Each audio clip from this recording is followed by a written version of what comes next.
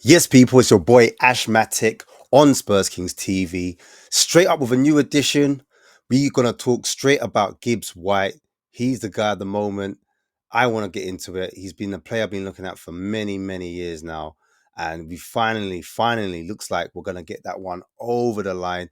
As of today, there are some, hiccups here and there. Owners crying about, oh, how do we know about the release clause? Who cares? We also got to talk about Kudus. That was a massive signing. So right now, Spurs are in dreamland. We do have Thomas Frank in his first season. So there's a lot of optimism about.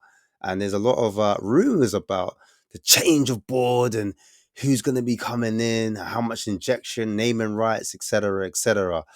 But yeah, I'm going to talk about this guy, Morgan Gibbs-White. For me, he profiles as a number 10, but can also play tactically as a number 8 as well. So he can do both positions, as he has played both positions in his career. But I just want to talk about his attributes as a player before I get into the tactics. And as a player, I like his attributes that he is a skillful midfielder that has the ability to open up defenses, not just through ball carries, because that's what a lot of people have been talking about of late. But I think what's gone under the radar is his passing. I think his passing, short and long, that's going to be able to open up low blocks. Also, he can do a bit of both. He can do the sitting off, but he can also press. So he's a very tenacious footballer. He's got a lot of intensity to his game, and he wins back the ball for his team. And I think that's why people are profiling him a bit like a Damsgaard, how Thomas Frank utilized him in the Brentford system. So yeah, there's a lot of things that we can talk about in terms of Gibbs White. He did play for Wolverhampton. He's been there since he was 8 years old. He came through the academy. And then he was loaned out to Swansea, where he did have a foot fracture, did have a bit of a problem. So it was a failed loan. Came back to Wolves. He did play under Nuno Espirito Santos, which is ironic because that's one of our previous managers. But the point I'm making is that he's played under numerous amount of systems as well. He's played in a 3-4-3. He's played in a 4-2-3-1 or a 4-3-2-1. He's played in a 4-4-2. He's played in many different tactical setups. So that shows his intelligence and his experience on the football level. So he's got that football brain. And what I also wanted to talk about is the players that he's played with. When he went on loan to Swansea, he came back to Wolverhampton, and the players he played with were Matinho, excellent midfielder, central midfielder, deep line defensive midfielder. We all know about him because that was a player that we were heavily linked with. He's played with Vitinha as well, who's now at PSG. Very technical, clever footballer. So he's learnt off those type of players as well. He's also played with Neves as well, who used to play for Wolverhampton. So that's a plethora of football, intelligence that's surrounding him that he's learning from. He's also played with Ndai as well. Ndai used to play for Sheffield United, and he had a loan stint at Sheffield United, which we're going to get into as well. And he's a very tight control dribbler, likes to work in tight spaces. We now see him at Everton doing really well. So again, that's another aspect that he's learnt off, another player he's played with, but also he's played with Brennan Johnson at Forest. So he's got that relationship already, and maybe they've had a conversation. Rumor has it that he's staying at his house right now. He's that tight with Brennan Johnson. Also, another player he's played with, he's actually played with our striker Solanke at under 21s level. He's represented England at under 16s, under 17s, under 19s and 18s, and under 21s. And he went into that tournament as well, and he beat England. I think he was one of the captains at the time. We beat England 5-2 to win one of the tournaments. Of recent as well, he played with Conor Gallagher, and he won a tournament there. He was a standout player. He's also played with Emil Smith-Rowe, and more importantly, he's played with Phil Foden. So that's just the type of players he's actually played around, and that helps to profile him a little bit more. And that's what I'm saying. He's not just out and out 10. He's a player that's played around eights, what we call centre midfielders. He's played with defensive midfielders. So he's got a wealth of knowledge on where to play, how to play. But what I wanted to bring up really quickly, if I can, is formation, because I think a lot of Spurs fans are thinking that this is how we're going to set up. I've got the 4-3-3. Forget the numbers for a second, but here on this 4-3-3, this is the old system. This is the AND system, and a lot of people are saying we need a number 6. And in that AND system, yes, you do need a number 6. I've got Bentancur here, but let's say it could be Bentancur, it could be Bergvall, it could be Archie Gray, it could be a numerous amount of players. I've actually got Maddison playing here as a left 8, and I've got Morgan Gibbs as a right 8. And as an 8 or a 10, it doesn't matter. You can see both of them may be playing. Some people would say, oh, that's too open. So, all right, for argument's sake, let's take Maddison out. Let's take that out. And let's put Bergvall here. Let's put Bergvall as your number 8. Let's say Bergvall's the number 8. So you've got Morgan Gibbs White on the right, or maybe we swap Morgan Gibbs White as a left midfielder and number 8, and you've got again Bergvall. Lots of people are saying, you know, Frank plays with a double pivot, so let's put a double pivot here: Bergvall and Bentancur with MGW in the midfield in the number 10. The point I'm making is you've got depth now because Maddison will be on the bench, Kudus on the bench as well. Everyone's profiling Kudus as a right winger right here, and Tell as a left winger, which is no problem because what Frank will do, you'll play with wingers going from out to in, so maybe attacking these little corners here, these little pockets of space, the half space, and then you might have Slanky dropping into that midfield, and then Morgan Gibbs-White making those late runs, or you want Morgan Gibbs-White picking up the ball from deep, and maybe Bergvall's making the late runs. Maybe it's Bentancur, but you can see already there's flexibility in that 4-3-3 because even Bergvall can play as the attacking 10, the attacking midfielder in that position. But again, Morgan Gibbs-White can pick it off Doggy or Van der Ven or even Romero. And at times, there's going to be times where Morgan Gibbs-White can have those balls playing in from deep as well. So there's just a variety of options there, in my opinion. But I just wanted to remove that for a second. If I remove that from the scene, bring myself back in, and I wanted to talk about maybe another style of lineup. And I've brought this one up. I don't know if you guys can see this as well. So this formation I'm going to bring up is actually another way of looking at it. You know, we're playing a 4-2-3-1. I mentioned that earlier, but in this 4-2-3-1, what we could do is we could potentially have one of Kudus playing as an inside winger, or I call it an interior, and Maddison as a secondary 10. So you've got 2 10s here, and then you've got Gibbs-White at the heart of it. So you've got your 2 10s, Gibbs-White's there. Gibbs-White, if I can move. So Maddison could interchange. So you could have Maddison playing out on the left or Maddison playing as the main 10.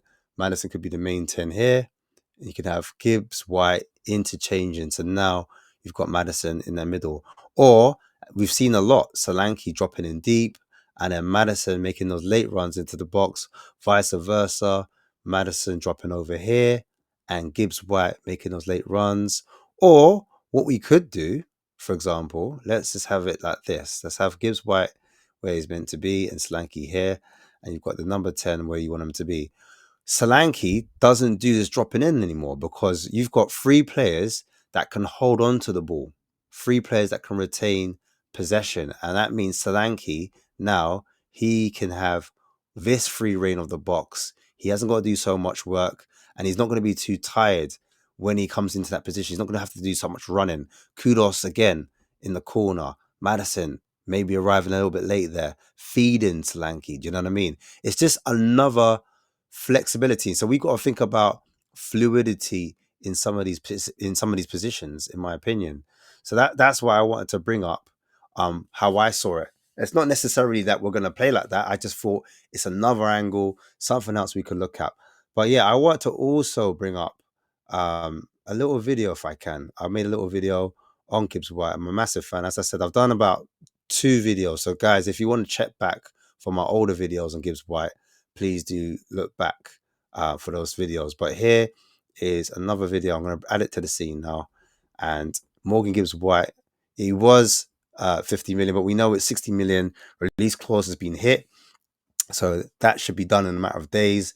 And I think the rule is if you do hit the release clause, that by law, if that's not met, then the player can sue the club because it's within his it was within his contract that he's allowed to talk to other clubs once that release clause is met. Here it is, it's on 80,000 sterling pounds a week. And as it said, it expires. His contract expires in June the 27th. That's 2 years from now. 7 goals last season and 8 assists, and he's 5'9.5". So I think that's how we're going to tell the difference between him and Solanke, because I think Solanke is his stunt double. No lie, 25 years old, ripe age as well, the perfect age in my opinion. But yeah, let's carry on with the video. So here I brought up his positions. You've seen that he's played the defensive midfielder role as well as the central midfielder. So the bigger circles indicate where he's played the most. So you can see central midfielder, attacking midfielder is the most, centre forward and right wing. The other positions he's played not as many, but it's good. And I was talking before, like the education of the play. He's played around a lot of players and he's had to play in different positions for his coaches, and that's helped develop his IQ, when to pass. He's going to know the runs that his right wingers are going to make. He's going to know the runs and how to look out for his centre forwards, etc. So that's a positive in my opinion. Also here is the amount of times he's played as an attacking midfielder. It's clearly 124 in the left-hand corner, if you can see that. 50 as a central midfielder, which is still quite a lot. So him playing as the number 8 is still a lot of games he's played. As centre forward, 24 games, nothing to be sniffed at. And even at right wing, 24. So it's not like he's played 5 games at right wing. He's played 24 league games as a right winger. And he's got the skill set to do all of these positions. Defensive midfielder only once. But yeah, let's not talk about that too much. Let's get into more of the numbers. So here I've put, he's played for Nottingham Forest in a 4-3-1-2. So here he's the number 10 and he's got 2 strikers ahead of him. So that's another interesting thing where maybe in a tactical setup at Frank wants maybe 2 strikers, got Gibbs-White just playing behind them. Do you know what I mean? Another one he played with, I'm just going to play the video again. Here he's got a 4-4-2. So another formation. And this is all last season. I remember when they beat Brighton famously 7-0. And he played exceptionally well. And that was in a different formation. And I said before, he's played in the back 3 under Nuno as well. Here he is in that traditional 4-2-3-1 with Alanga on his right and Hudson-Odoi on the left. Wood in front of him. So you can see that the type of balls he'll be delivering wouldn't be necessary crosses because he's got Alanga to do those options and Hudson-Odoi to do those crosses as well, with Anderson doing the legs, doing the dog work. But that doesn't deter Gibbs-White from being that defensive unit, working hard, winning that ball high up the pitch, and then supplying the ball to that front 3. Here he is, his heat map at Nottingham Forest last season. You can see the left-hand side, he dominates quite a bit. You can see where he's picked up the ball from the fullback, the centre-back, across that kind of back line there. You can see on the left-hand side, the right-hand side. He also goes on that right-hand side quite a bit. So he's just got, he covers a lot of blades of grass. Here, I've mentioned his heat map for Sheffield United where he was on loan. And I want to show that video in particular just to show a different side to Morgan Gibbs-White, because a lot of people showed him at his Nottingham Forest career.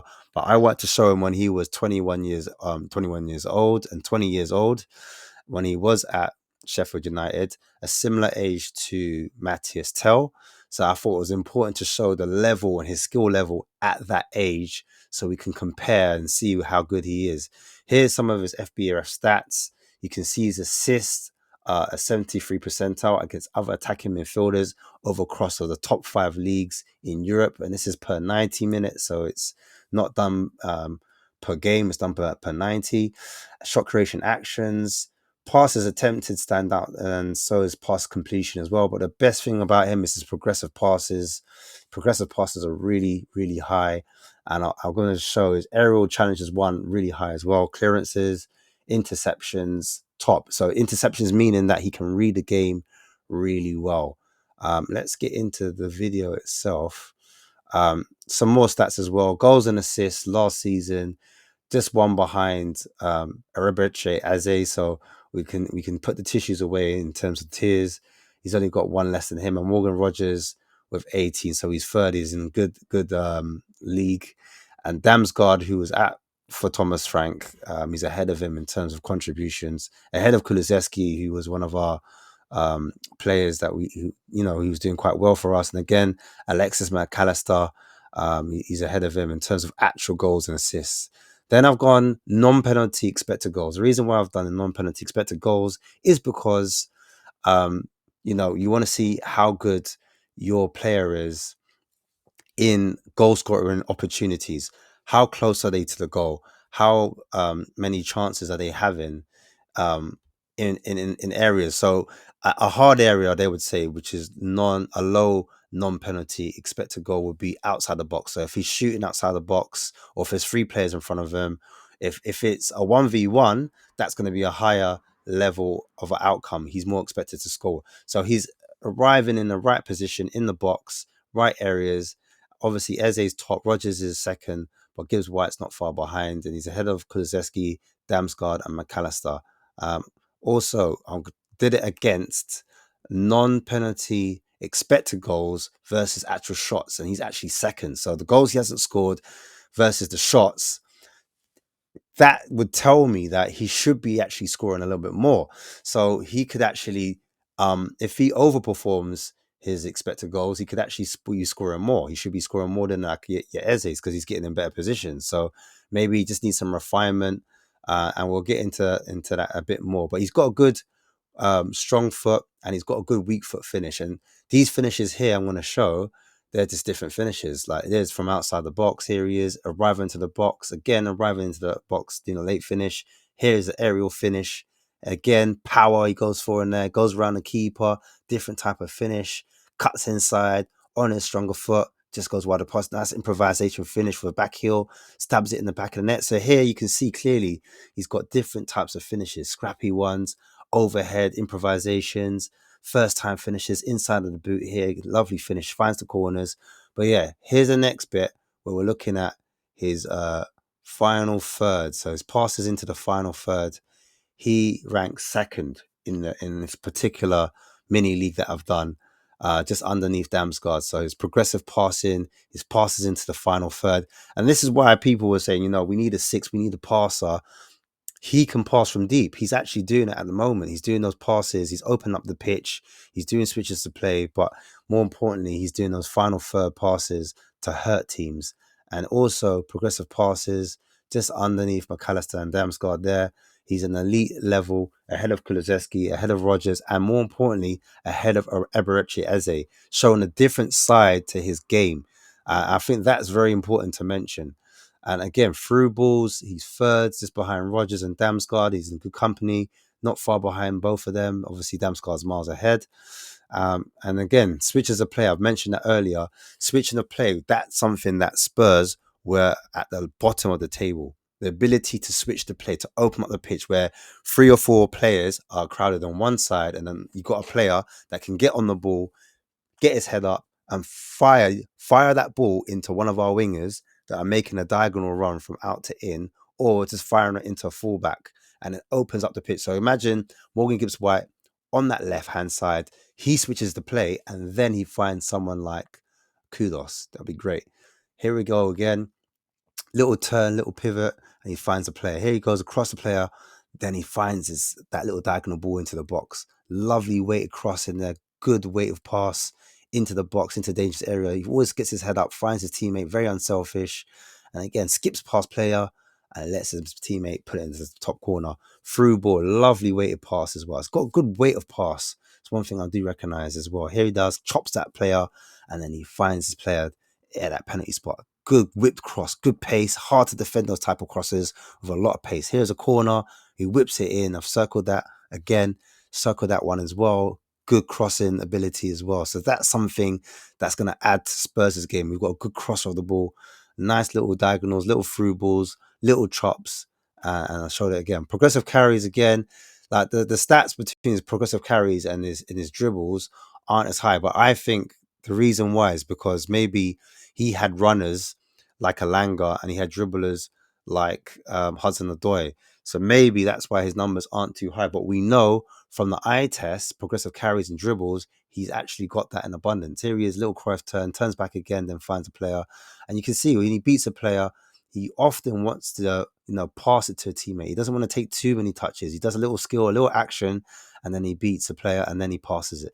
I like how he's able to control the ball whilst it's bouncing. Here he does, fakes the player, sends him the wrong way. Here he goes through 3 or 4 players into the box. Here he is, little quick 1-2 with his feet, good eye to foot coordination, and is able to chop it into his foot. There he lets the ball run across his body, and he's really good at using his body. He's really good at letting that body run across, open his hips up, using his shoulders, doing little body feints, and he's using that body to do little trickeries and just cut inside. And that's what makes him a difference maker. Cuts from one player to another, little chops, little Cruyff turns, little kick-ups, kicks around players, and still has control of it. And it's hard to get him off because he's got a lot of physicality as well. Bursts through 2 players there, gets his head up. Aerial duels 1, tackles, interceptions as well. Aerial duels 1, funny enough, was the highest out of all those players. And interceptions and tackles, he was actually 3rd. So again, we've got a player on our hands where he's got a lot of weapons where he can open up. The last bit I really want to talk about is, again, another tactical play. If I can bring this one up, I just want to utilize the tactical builder and show how we could utilize him further. So if I can just add this to the scene, I'm saying with this guy, I showed it before. MGW, you can see right here, if I could just move this, if I can move him around, he's not going to be married to this position. I think fluidity wise, I think Frank's going to allow these players to have a little bit of freedom. So at times you're going to see Morgan Gibbs-White drift out here, Kudus running here. And if we've got the old school Slanky can drop into these areas with Kudus dropping in. But at the same time, we can allow Slanky just to stay here. He doesn't got to move anymore because we've got Morgan Gibbs-White creating from deep. You can have Morgan Gibbs create from deep. Madison's running onto it, vice versa. You can have Madison creating from deep. Then you've got Morgan Gibbs-White running onto the end of things. Kudus doing what Kudus does. He can hug out wide if he wants. He can go on the outside. He can go on the inside. He can equally go to the left. He can be in that kind of interior role. I call it the Metsala, where it's it's an in-between between a right midfielder and a winger. He's going to be operating these half spaces, we call them the pockets. He's going to be dangerous. And Kudus as well, and Morgan Gibbs-White, and Madison, as I said before, all players that can have ball retention. So when we're building out from the back, you can trust Kudus, you can trust Solanke, and you can trust Morgan Gibbs-White and Madison. If we want to have runners, we can change it. We don't need to have Madison on. We can have runners. If we can have Kudus off as well. So that can change the dynamic when you've got players like Son. I know people are saying Tel doesn't play on the left, but Tel could be a runner from this side. Equally, we can have Tel off. We could have Son off. We can bring on players like Brennan Johnson. People are saying maybe Brennan Johnson is now running from the left like Sade did. Do you know what I mean? We've got so many options in these areas. It's not even just Johnson we can think about. We could take Bergvall off now that we're doing a double pivot, and we could put Archie Gray in. You know, Archie Gray could drop in between the centre backs, or when we're having a doggy overlap over here, and he's coming as an interior Johnson, you've got Archie Gray spraying the balls from deep. You know, you got Archie Gray getting on that ball, and he's hitting diagonals.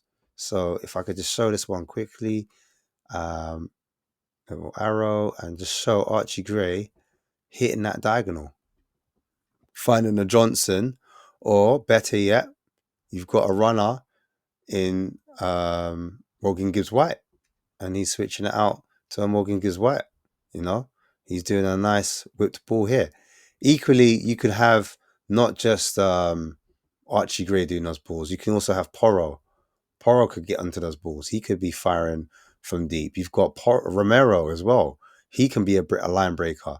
And all of a sudden, even Bentancur, when he first came, he was doing long passes. So I don't know if it was the manager said that, he wants the players to do more short passes than long passes. So a lot of our players, we might have, even Vicario can do long passes into some of those players. For example, Morgan Gibbs-White or even a Kudus, he can hold on to the ball here, high up the pitch, or high up the pitch here. When you've got Vicario doing long balls, which he's quite comfortable at doing at times, he's able to fire those balls over. So again, the point I'm trying to make is there's a lot of tactical flexibility within our team. There's a lot of players. I haven't even mentioned Odegaard, by the way, but that's another option that we can think of, that I can think of off the top of my head, where we've got complete flexibility. But guys, please make sure you are liking and subscribing to this channel. I'm not going to bore you anymore. It's been a long video. And Gibbs-White, I expect him to be in Spurs shirt, and that's going to be, for me, a game changer. Someone I was looking at as a Maddison alternative if he didn't come, and now we're going to have both of them. When Kulusevski's fit as well, it's going to be another physical player that can break lines, that can offer something slightly different. So now we've got depth in our squad. But guys, yeah, like I said, please like, share, subscribe, tell a friend. And yeah, man, love. Come on, you Spurs.